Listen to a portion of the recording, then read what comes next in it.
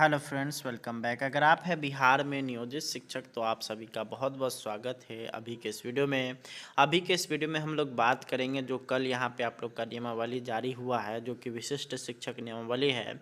उसके सभी लाभ वाले पक्ष और हानि वाले पक्ष को हम लोग देखने वाले हैं। तो सबसे पहले हम लोग उस विशिष्ट शिक्षक की नियमावली का अध्ययन करते हैं और समझते हैं कि वहाँ पर आप लोगों के लिए कौन कौन सी चीज़ें यहाँ पे आई है और इससे आप लोग को क्या लाभ होने वाला है और आप लोग के साथ क्या हानि यहाँ पे होने वाला है। तो आप लोग वीडियो को अंत तक ज़रूर देखें। तो चलिए शुरू कर लेते हैं वीडियो को। तो यही आप लोग का विशिष्ट शिक्षक नियमावली है, जो कि बिहार सरकार शिक्षा अधिसूचना जारी किया गया है। बिहार विद्यालय विशिष्ट शिक्षक नियमावली 2023। इसमें आप लोग अगर यहाँ नीचे की तरफ आइएगा तो यहाँ पे आप लोगों का जो मेन टॉपिक यहाँ से दूसरा नंबर शुरू है कि अन्य कोई परिभाषाएं जो नियमावली में वर्णित न हो। बिहार राज्य विद्यालय अध्यापक नियुक्ति नियमावली 2023 के नियम 2 में दी गई परिभाषा से यहाँ पे देखा जाएगा। तीसरा नंबर आप लोग देखिए, इसको अच्छा सा समझने की ज़रूरत है। यहीं से आप लोग को लाभ हानि पता चलेगा। स्थानीय निकाय के विभिन्न स्तरों जैसे पंचायती राज नगर निकाय द्वारा नियुक्त शिक्षक शिक्षिकाओं के नियम 4, यहाँ पे नियम 4 के तहत सक्षमता परीक्षा उत्तीर्ण करना आवश्यक होगा तथा सक्षमता परीक्षा में उत्तीर्ण होने एवं ऐसी सक्षमता परीक्षा के उपरांत आवंटित विद्यालयों में योगदान के पश्चात वे विशिष्ट शिक्षक कहलाएंगे, है ना। यानी आप लोग का जो नाम है वो विशिष्ट शिक्षक ही रह गया। संघ वाले काफ़ी अधिक जो है यहाँ पे हल्ला हंगामा करते रह गए और साथ ही साथ जो 1 लाख से अधिक लोगों ने यहाँ पे ईमेल किया था उसका कोई प्रभाव नहीं पड़ा। आप लोग का जो नाम है वो विशिष्ट शिक्षक ही रहा। स्थानीय निकायों के विभिन्न स्तरों में कार्यरत विशिष्ट शिक्षकों को सक्षमता परीक्षा उत्तीर्ण करने एवं ऐसी सक्षमता परीक्षा के उपरांत आवंटित विद्यालय में योगदान करने की तिथि से जिला स्तर पर एकल संवर्ग के रूप में विलय हो जाएगा। यानी कि आपका एग्जामिनेशन जब होगा और जिस तारीख को आपका रिजल्ट आएगा उसी दिन से आप लोग राज्यकर्मी बनिएगा। अभी आप लोग राज्यकर्मी नहीं हैं और आप अगर एग्जामिनेशन दे करके आपको जो विद्यालय आवंटित किया जाता है आप वहाँ नहीं जाते हैं तो भी आप राज्यकर्मी नहीं बनिएगा।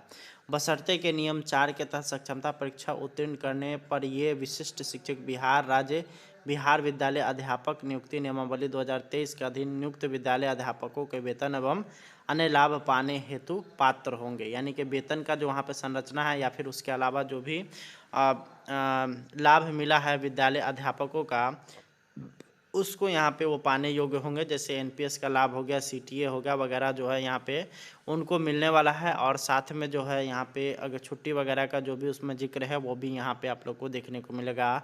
बशर्ते यह है कि आगे ऐसे स्थिति स्थानीय निकाय शिक्षक जो कि विशिष्ट शिक्षक बन जाते हैं जिनके विरुद्ध आज की तिथि में कोई अनुशासनिक कार्रवाई और उसके बाद है सतर्कता जांच या कोई अन्य अन्वेषण लंबित है, वह इस नई नियमावली के उपबंधों के अनुसार जारी रहेगा। दूसरा चीज़ है कि कभी भी विशिष्ट शिक्षक से सेवानिवृत्त हो जाते हैं या त्याग पत्र दे देता है तो ऐसे बर्खास्त कर दिया जाता है तो परिणामी रिक्ति पर स्थानीय निकाय द्वारा नियुक्ति नहीं की जा सकेगी। विभाग द्वारा परिणामी रिक्ति का नियत प्रतिशत विशिष्ट शिक्षकों पदोन्नति हेतु एवं शेष को बिहार राज्य विद्यालय अध्यापक नियुक्ति स्थानांतरण अनुशासनिक कार्रवाई एवं सेवा शर्त नियमावली 2023 के तहत नियुक्त विद्यालय अध्यापकों के संवर्ग को स्थानांतरित करने में सक्षम होगा। यानी कहने का मतलब क्या होगा कि अब आने वाले समय में विशिष्ट शिक्षक की बहाली नहीं होगी, बल्कि इसका जो भी रिक्ति होगा उसको प्रमोशन के लिए छोड़ दिया जाएगा या फिर जो है उस पर बिहार विद्यालय अध्यापक नियमावली 2023 के तहत यानी कि बीपीएससी के एग्जामिनेशन लेकर के उस सीट को भर दिया जाएगा। वैसे स्थानीय निकाय के शिक्षक जो नियम 4 के तहत सक्षमता परीक्षा में शामिल या उत्तीर्ण नहीं होते हैं स्थानीय निकाय शिक्षक के रूप में बने रहेंगे। ये बहुत अच्छी चीज़ है कि अगर मान लेते हैं कि आप अगर 3 बार में परीक्षा उत्तीर्ण नहीं कर पाते हैं और या फिर आप अगर परीक्षा नहीं देना चाहते हैं तो आप स्थानीय निकाय में यहाँ पे बने रह सकते हैं। अब यहाँ पे हम लोग देखेंगे सक्षमता परीक्षा। तो विभाग अपने द्वारा एक सरकारी एजेंसी के माध्यम से इन सभी कार्यरत स्थानीय निकायों के लिए सक्षमता परीक्षा आयोजित करेगा। तो आपको पता होना चाहिए कि बिहार में 4 प्रकार का जो है सरकारी बॉडी है, जिसमें 1 नंबर पर एससीईआरटी को रख लीजिए, दूसरा नंबर पर आप लोग बीपीएससी को रख लीजिए, तीसरा नंबर को आप बीएसएससी को रख लीजिए, ठीक है, बीएसएससी को रख लीजिए, और चौथा नंबर पर आप बीएसीबी को रख लीजिए। इसके अलावा आपका जो अगर सरकारी बॉडी में अगर देखिएगा तो और भी अगर बड़ा अगर नाम खोजिएगा तो आपको नहीं मिलेगा। तो इन्हीं चारों में से कोई जो है आपका जो है एग्जामिनेशन ले सकता है। और सक्षमता परीक्षा के इस नियमावली में प्रवृत्त होने की तिथि से 1 वर्ष की अवधि में आयोजित की जाएगी। यानी कि अभी जो आपका जो ये नियमावली आया है उससे लेकर के 1 साल के अंदर कभी भी एग्जामिनेशन हो सकता है। और प्रत्येक स्थानीय निकाय शिक्षकों को सक्षमता परीक्षा उत्तीर्ण करने हेतु 3 अवसर प्रदान किए जा गए। परीक्षा में शामिल होने के समय स्थानीय निकाय शिक्षक को उन जिलों के 3 विकल्प देने होंगे जहां वह विशिष्ट शिक्षक के रूप में सेवा देना चाहते हैं। यानी कि आप अगर विशिष्ट शिक्षक के रूप में जहां सेवा देना चाहते हैं उसके लिए 3 चॉइस देना पड़ेगा, जैसा कि बीपीएससी से बहाल शिक्षकों ने दिया है।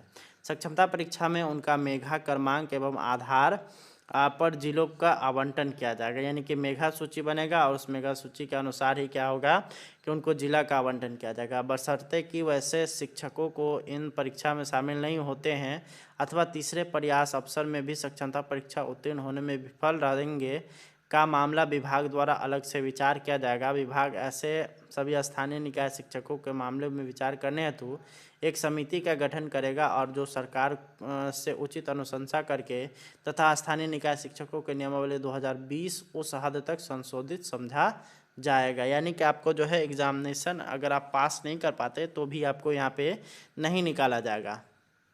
अगला जो यहाँ पर आता है कि इस नियमावली के तहत सीधी भर्ती। तो इस नियमावली के तहत अनुकंपा के आधार पर नियुक्ति के अलावा अन्य कोई सीधी भर्ती नियुक्ति नहीं हो पाएगी। विशिष्ट शिक्षकों का अनुकंपा के आधार पर कोई भी नियुक्ति विभाग द्वारा आयोजित दक्षता परीक्षा उत्तीर्ण होने पर ही निर्भर करेगा। उसके बाद है परंतु अनुकंपा के आधार पर नियुक्ति विभाग के प्रचलित नीति पात्रता एवं रिक्ति के अनुसार की जाएगी।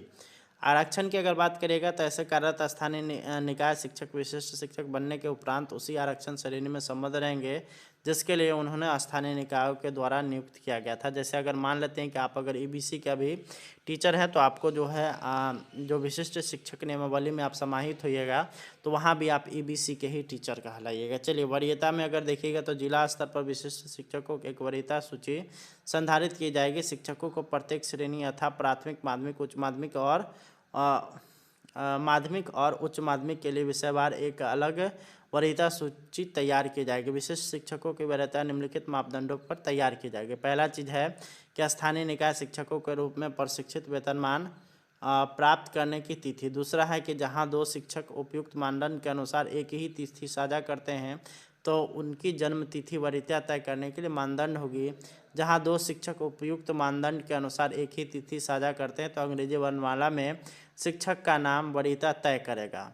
उसके बाद आप अगर देखिएगा आगे तो यहाँ पर उपयुक्त मानदंडों में फिट नहीं होने के वाले किसी अन्य मामले का निर्णय विभाग द्वारा किया जाएगा। तो इसमें एक और चीज़ आप लोग को समझने की आवश्यकता है कि अगर मान लेते हैं कि सभी शिक्षकों आप में से अगर 5 शिक्षकों ने एक साथ एग्जामिनेशन दिया, जिसमें से अगर बात करेगा सभी शिक्षकों की अगर बात करेगा अगर कोई एक शिक्षक है जो कि मान लेते हैं कि 2010 में बहाल है और कोई शिक्षक है जो 2014 में बहाल है, कोई शिक्षक है जो 2007 में बहाल है। तो इसमें से अगर मान लेते हैं कि कोई अगर मान लेते हैं कि 2007 वाले शिक्षक जो बहाल हैं वो इसमें पास नहीं हो पाते हैं तो अगर बात करिएगा 10 और 14 वाले उनसे सीनियर हो जाएंगे और उनसे जो है वो वरीय कहलाएंगे। वेतन की अगर बात करिएगा तो विशिष्ट शिक्षक निकाय नियमावली 2020 के तहत उन्हें प्रदान किए गए पूर्ण वेतन संरक्षण यानी कि पे प्रोटेक्शन प्राप्त करेंगे।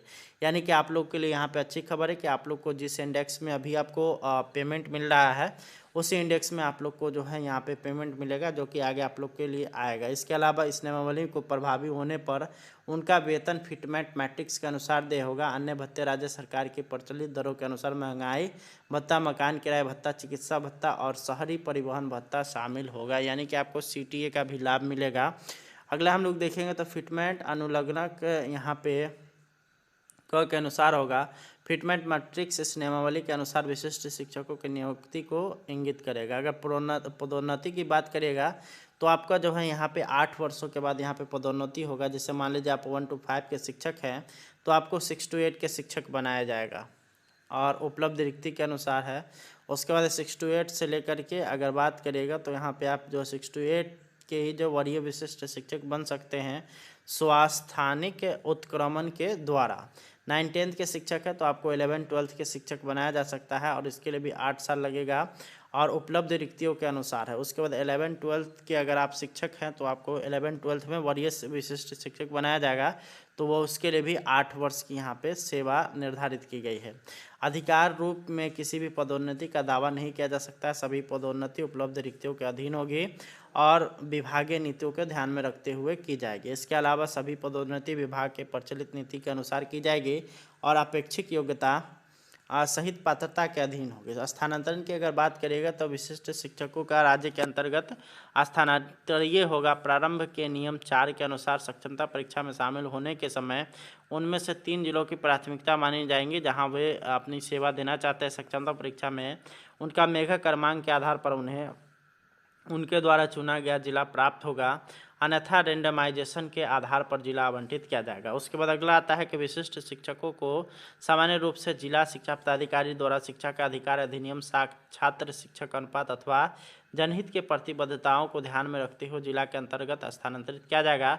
इसके बाद विशिष्ट शिक्षकों को विभाग द्वारा तय की गई अवधि पूरा होने पर जिला के अंदर या बाहर स्थानांतरित किया जाएगा। उसके बाद है ऊपर किसी बात के होते हुए भी एक विशिष्ट शिक्षक को प्रशासनिक आधार पर या शिक्षा का अधिकार अधिनियम छात्र शिक्षक अनुपात के तहत प्रतिबद्धता को ध्यान में रखते हुए निदेशक प्राथमिक या निदेशक माध्यमिक द्वारा सार्वजनिक हित में जैसा कि मामले में जिला के बाहर स्थानांतरित किया जा सकता है। ऐसे मामलों में संबंधित विशिष्ट शिक्षक की वरीयता नियम 7 के अनुसार पुनः तैयार की जाएगी। अनुशासनिक अगर कार्रवाई की अगर बात करिएगा तो विशिष्ट शिक्षकों के विरुद्ध अनुशासनिक कार्रवाई के लिए विस्तृत दिशा निर्देश और प्रक्रिया का अलग से अधिसूचना सामान्य प्रशासन विभाग के परामर्श से जारी की जाएगी, जो कि आने वाले समय में आप लोग को देखने को मिलेगा।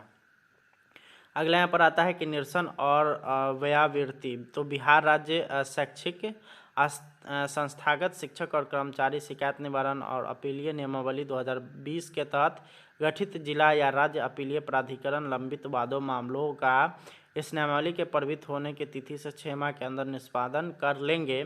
इसके अतिरिक्त इस नियमावली के प्रवृत्त होने की तिथि से जिला अपीलीय प्राधिकार के कोई भी नया वाद स्वीकार नहीं होगा। कठिनाई दूर करने की शक्ति। तो प्रशासनिक विभाग के इस नियमावली के किसी भी प्रावधान को स्पष्ट करने की अधिसूचना के और दिशा निर्देशों के माध्यम से अगले असाधारण अंक में प्रकाशित किया जाएगा और इसकी 3000 प्रतियां माध्यमिक शिक्षा निदेशालय बिहार को उपलब्ध कराई जाएगी। यहाँ पे आप लोग देख सकते हैं यह फिटमेट मैट्रिक्स का जो है यहाँ पे बनाया गया है, जिसमें आप लोग देख सकते हैं 1 to 5 के लिए 25,000 से शुरुआत है। 6 to 8 के लिए यहाँ पे अगर बात करेगा तो 28,000, वहीं अगर बात करेगा वरीय 6 to 8 के लिए तो 30,000 से यहाँ पे इसमें शुरुआत होगा। तो यहाँ पे आप लोग आगे देखिएगा 9-10 की अगर बात करेगा तो 31,000 से शुरुआत है, 11-12 की 32,000 से, और वरीय के लिए यहाँ पे 34,000 रुपये का जो है यहाँ पे रखा गया है। तो ये आप लोग का। अब हम लोग बात कर लेते हैं इसमें लाभ क्या हुआ। तो आप लोग को लाभ हो गया कि आप सभी जो हैं आप सभी का वेतन में बढ़ोतरी हो गया और आप लोग जो है राज्यकर्मी कहलाएं, यही आप लोग का लाभ है। वहीं अगर बात करेगा हानि तो आप लोग को अपना विद्यालय छोड़ना पड़ेगा। दूसरा चीज़ आप लोग को जो यहाँ पे हानि है वो है कि आप लोग को एक एग्जामिनेशन से गुजरना पड़ेगा, जो कि अगर बात करेगा एग्जामिनेशन कौन कंडक्ट कराता है वो अभी तक यहाँ पे निर्धारित नहीं है और इसमें 1 साल का समय मांगा गया है। तो 1 साल में हो सकता है कि इसको जो है किसी और तरीके से कंक्लूड किया जाए, या फिर जो है एक तरह से यह कह लीजिए कि यह एक चाइनीज़ जिस तरह से अगर बात करिएगा इसमें किसी तरह का जो भी छुट्टी वगैरह हो गया, ईएल वगैरह हो गया, इसका जिक्र नहीं है। तो एक तरह से कह लीजिए कि यह चाइनीज़ तरीके से दिया गया सारा का सारा नियमावली है। इसके विषय में आप लोग क्या सोचते समझते कमेंट करिए। आप लोग से मिलेंगे नेक्स्ट वीडियो में। धन्यवाद। Thanks for watching.